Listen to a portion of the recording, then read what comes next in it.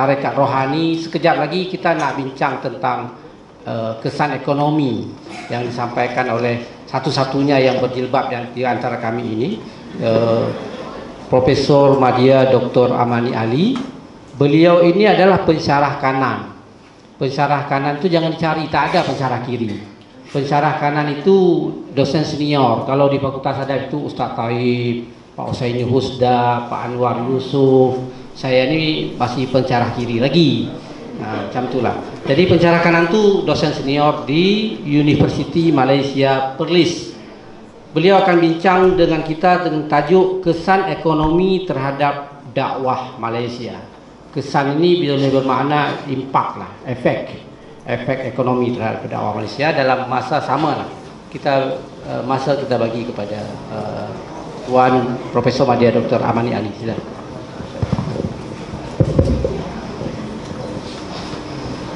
Assalamualaikum warahmatullahi wabarakatuh.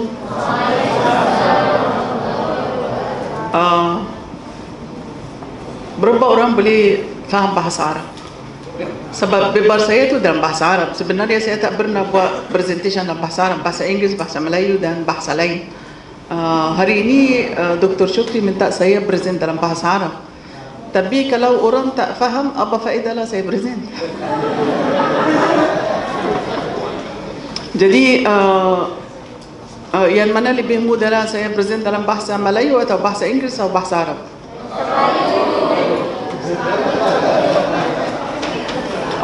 Boleh kita ujikan kalau bahasa Melayu? Boleh angkat tangan? Okey, bahasa Melayu. Okey, sebenarnya saya nak cakap tentang kesan atau apa yang terjadi kepada pendakwah zaman sekarang. Zaman dulu kita tahu syekh-syekh yang tertentu yang dia membawakan dakwah kepada masyarakat melalui masjid, zawiyah atau mana-mana tempat dekat universiti, dekat mana-mana tempat yang boleh berdakwah. Tapi sekarang tu semua orang dakwah online. Dan orang, saya bukan nak kutuk orang, saya cakap tentang fikiran saya sendiri. Apabila digunakan media sosial untuk berdakwah, bagi saya tu media sosial pun ada kesannya yang terlalu hebat. Sampai media sosial tu bagi saya juga merosakkan banyak masalah yang dalam kehidupan orang, sebab orang tak boleh fokus atau tak boleh berkomunikasi dengan orang lain. Contohnya, orang marah orang lain, dia akan marah melalui WhatsApp atau SMS. Bagi saya, kenapa tak pergi dan tampar dia, habis selesaikan masalah? Kenapa nak meluahkan masalah kita tu melalui media sosial sahaja? Bila student pergi, saya pun mengajar, student saya terlalu ramai. Bila saya tanya, ada soal tak? Kamu faham semua? Faham. Balik rumah, WhatsApp kat saya. Saya tak faham, saya terlepas. Kenapa tak cakap masa saya ada dalam kelas? Walhal saya duduk, tunggu, macam tu lah. Dia orang tu semua macam bijak, faham semua apa yang saya cakap. Lepas tu bila saya balik, dah mula tanya WhatsApp atau mesej, Puan, ada ni, kenapa tak tanya dalam kelas? Senyum muka merah. Saya lagi saya tak tahu nak kata apa, tapi ini yang ada dalam media sosial.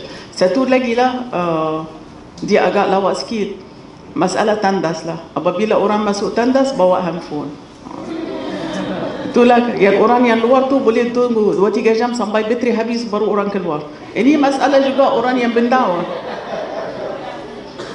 Apabila orang buat dakwah tu, kita tak tahu dia tu mana. Belakang dia tu okey, nampak tu macam ni. Saya boleh buat panel macam tu, lepas tu saya bercakap, orang fikir saya dekat Indonesia, dekat mana-mana negara. Tapi sebenarnya tu saya duduk saja kat mana-mana saja.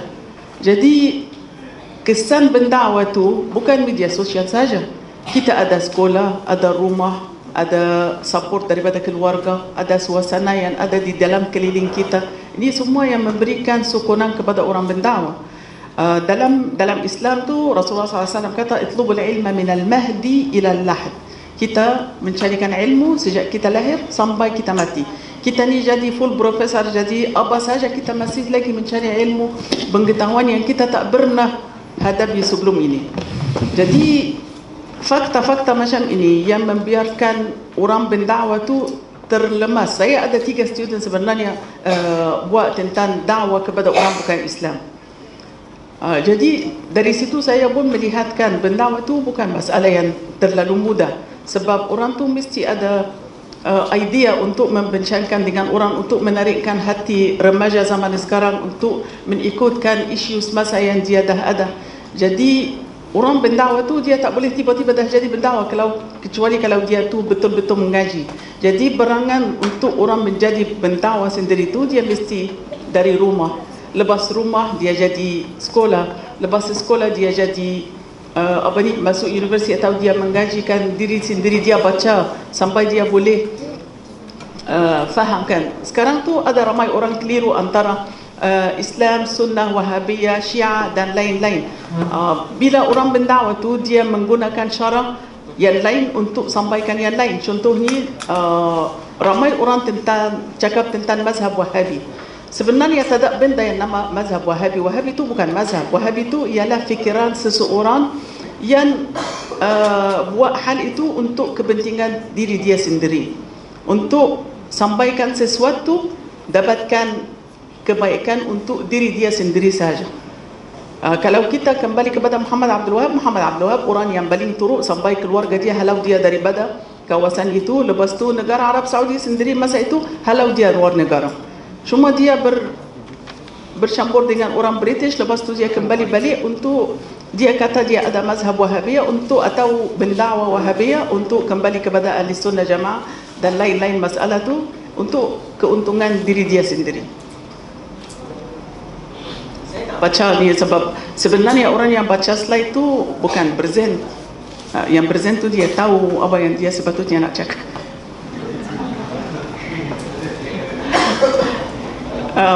Dia sama dalam kelas tu, kalau kita tak tahu apa yang kita nak cakap tu, takkan kita nak baca slide. Saya tak pernah baca slide. Saya kadang-kadang tanya student saya berapa slide yang saya baca, tapi disebabkan orang tak fokus sangat, dia tak tahu. Selalu orang yang jadi da'i akan hadapi banyak tekanan daripada dalam dan luar. Daripada dalam, kalau ada orang menentangkan dakwah dia, sama dia kata dia mazhab Salafi atau mazhab Wahabi atau orang Syiah, sebenarnya orang menentangkan Salafiyah. Apa beza antara Salafiyah dengan Ahli Sunnah wal Jamaah? Bagi saya kedua-dua sama. Sama kita belajarkan atau kita baca tentang 4 mazhab. Mazhab Syafi'i, Abu Hanifah, mazhab Hanbali dan Malik.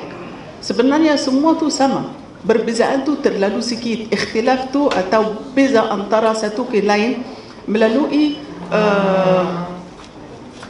bukan hukum hakam yang ada dalam Islam, mulai ijtihad dia orang untuk mendapatkan sesuatu atau untuk hukum. Contohnya orang yang buat dosa besar atau orang yang menjadikan, contohnya saya bagi contoh saja, Imam Syafi'i dia bertikaikan wali dalam perkahwinan, tetapi mazhab-mazhab lain tak bertikai itu. Ni siapa-siapa boleh jadi wali kepada wanita, dan dia orang tu berikat dengan hadis Sayyidah Aisyah radhiyallahu anha, la nikaha illa biwali wa syahidai adl fa in ikhtalafa fa sultan waliya man la waliya lah. Kalau orang nak nikah tu mesti ada wali dan 2 orang saksi. Dan kalau ada perbezaan faham atau ada masalah-masalah dalam keluarga, hakim boleh jadi atau sultan boleh jadi wali kepada siapa yang tak ada wali. Kita tak akan pergi kepada raja atau sultan kata nikahkan kita, tapi kita boleh ambil ketua kampung atau hakim daripada mahkamah menjadikan wali kepada mana-mana wanita. Ini perbezaan yang terlalu sikit antara mazhab ke mazhab lain. Jadi berdakwah di dalam waktu itu dia akan orang bertikai dia ikut mazhab mana, dia belajar ke arah yang mana satu, dia ambil Salafiyah atau Ahli Sunnah wal Jamaah. Kalau kata Ahli Sunnah wal Jamaah ialah sahabat-sahabat Rasulullah sallallahu alaihi wasallam. Mazhab Salafiyah ialah orang yang ada pada zaman Nabi Muhammad sallallahu alaihi wasallam. Bagi saya tak ada beza, cuma bila orang tu nak jual sesuatu atau dia nak menaikkan nama dia atau nak menjadikan diri dia glamour, tu dia akan mula bertikaikan atau bezakan antara kedua-dua, sama seperti orang bezakan antara ni, kamu ni orang Syafi'i, saya ni taklah, saya ni macam itu. Tapi kalau kita ikut, kita semua ikut mazhab ahli sunnah wal jamaah sama seperti Rasulullah sallallahu alaihi wasallam kata, taraktu fikum ma in tamassaktum bihi lan tadillu min ba'di abada, kitabullah wa sunnati. Dia tak kata mazhab-mazhab lain. Kitabullah yang ada Al-Quran, sunnah Rasulullah SAW, syarah untuk menjelaskan amalan di dalam agama Islam. Jadi sepatutnya pendakwah terikat dengan semua itu, walaupun ada adat budaya berlainan, ada masyarakat berlainan, ada semalam saya cakap dengan Prof Syukri bahawa kita ni semua tu suka tak suka kita semua ni sepupu, sebab bila tawafan Nabi Nuh tinggal 3 anak dia, Sam, Yam, Hafiz. Dari dunia tu semua daripada 3 orang ni, kita warna apa, keturunan apa, bercakap bahasa apa, kita 3 sepupu tu tak boleh lari kat mana-mana.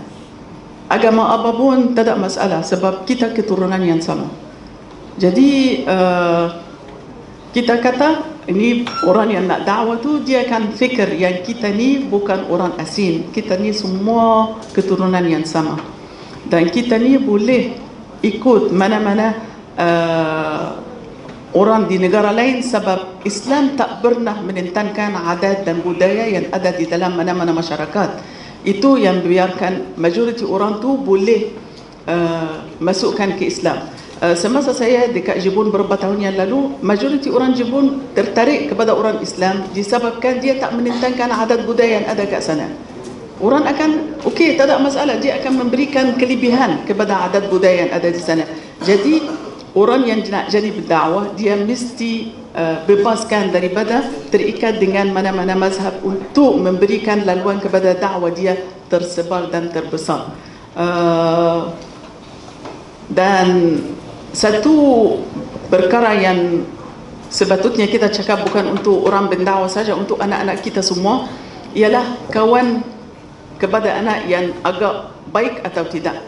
Siapa yang boleh berikan sukunan atau siapa yang menjatuhkan bersahabatan atau berkawanan. Untuk kita kata kawan yang jahat tu atau kawan yang tak berapa baik atau kawan yang dengki, dia mesti akan menjatuhkan kawan-kawan dia atau membuatkan fitnah atau membuatkan sesuatu menjadikan orang itu orang rendahkan dirilah kepada dia. Macam sekarang tu saya tak follow sangat lah, tapi saya selalu dengar anak-anak saya tu cakap tentang pendakwah tu dah kahwin 2 dan dia dah cerai isteri. Lepas tu semua naik di dalam media sosial. Zaman dulu kita tak ada benda-benda macam ni, sebab orang akan pilihkan kawan dia berdasarkan ilmu pengetahuan dan standar dia, bukan keluarga dia.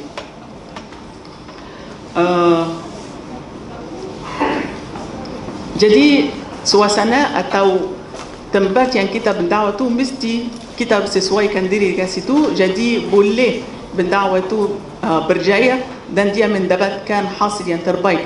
Kalau kita melihatkan orang yang pergi berdakwah di Afrika, dia orang tu boleh ikut adat budaya di sana, itu yang membiarkan terlalu ramai orang masuk Islam. Saya ada buat telaga air kepada orang di Senegal sebagai sedekah. Jadi bila pergi sana tu orang pergi ambil air, tapi kita letak sebelah masjid. Jadi orang ambil air tu boleh dengar orang sembahyang, lepas tu boleh dengar orang yang buat hadis. Itu cara untuk menarikkan orang untuk masukkan Islam. Dan sebenarnya perkara itu berjaya sangatlah, sebab ramai orang Islam daripada negara-negara seperti Arab Saudi dan Emirat buat telaga sebelah-sebelah masjid, dan dia buat tempat untuk orang dapat makanan atau pakaian. Sambil-sambil dia akan dengar azan, nampak orang sembahyang dan orang berdakwah bagi dia tu cakap tentang Islam. Jadi masa itu terlalu ramai orang masuk Islam. Ini saja daripada saya tak mau cakap banyak sangat. Okey, terima kasih.